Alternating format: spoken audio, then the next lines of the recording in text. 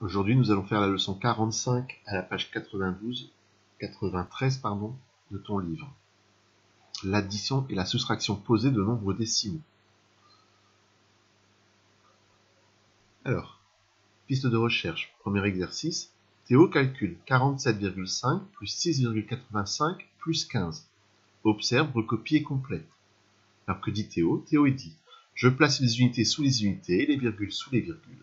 Pour faciliter le calcul, j'écris 47,5, je l'écris 47,50 et 15, je l'écris 15,00.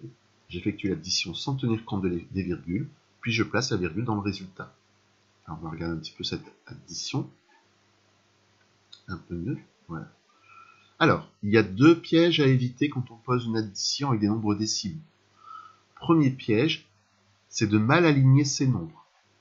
Donc, on ne va pas les aligner en fonction de comment on les écrit. Par exemple, je pourrais écrire 47,5 plus 6,85 plus 15.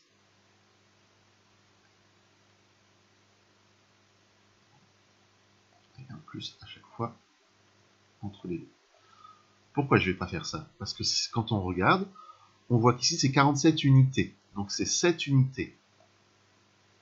Cette unité, je ne vais pas l'ajouter avec le 8 dixième. Par contre, je peux l'ajouter avec le 15, le 5 unités des 15. En fait, c'est le deuxième nombre ici qui est mal placé. Il faut que le 6 soit placé en dessous des unités. Donc, voilà pourquoi il faut toujours aligner les unités avec les unités.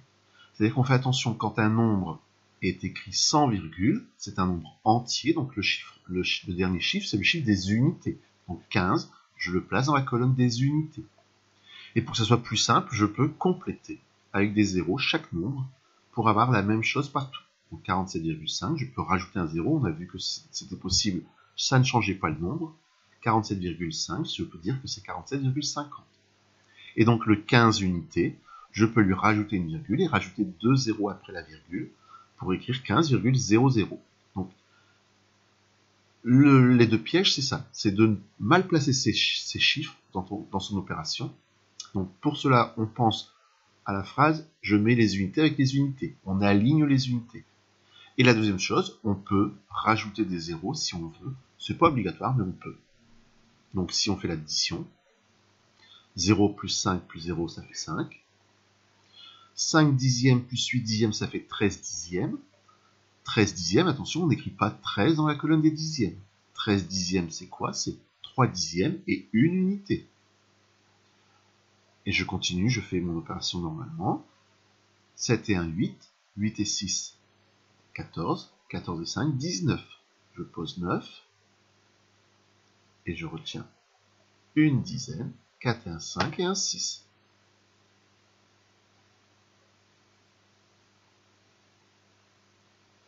Quand on a fini, on n'oublie pas d'écrire la virgule dans le résultat. 69,35. Donc tu vois, pour faire une addition avec des nombres décimaux, le seul piège, c'est de mal poser ces chiffres. Donc on pense bien les unités avec les unités.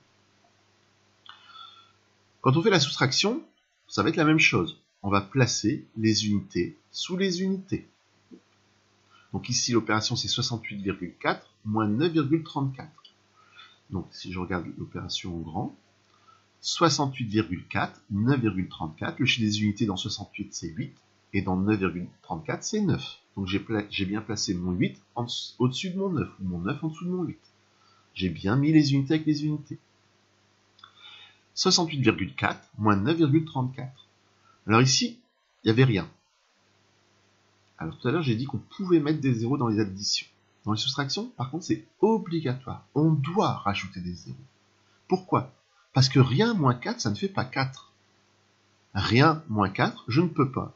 Donc j'ai bien un 0 ici, et je vais donc devoir lui mettre une retenue pour pouvoir faire 10 moins 4. Parce que rien moins 4, on n'est pas capable de faire l'opération.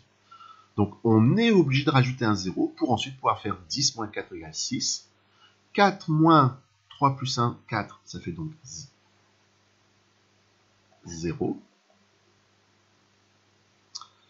8 moins 9, je ne peux pas. Je vais donc mettre une retenue en haut et je la retiens en bas. 18 moins 9, ça fait 9. Et 6 moins 1, ça fait 5. Et je n'oublie pas d'écrire la virgule. Donc ici, les deux règles à retenir, c'est, comme tout à l'heure, d'aligner les unités avec les unités.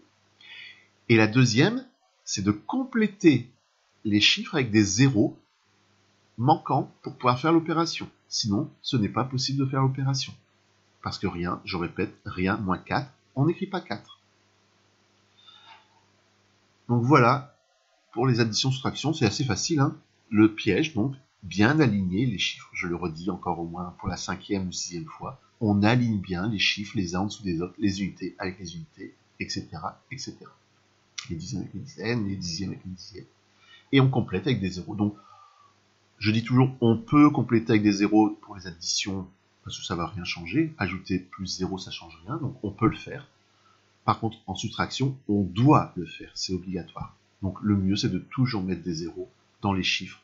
Quand il y a un trou, on complète avec des zéros, c'est le plus simple. Voilà, je te laisse faire les exercices et tu demanderas à tes parents la correction pour voir si tu as bon.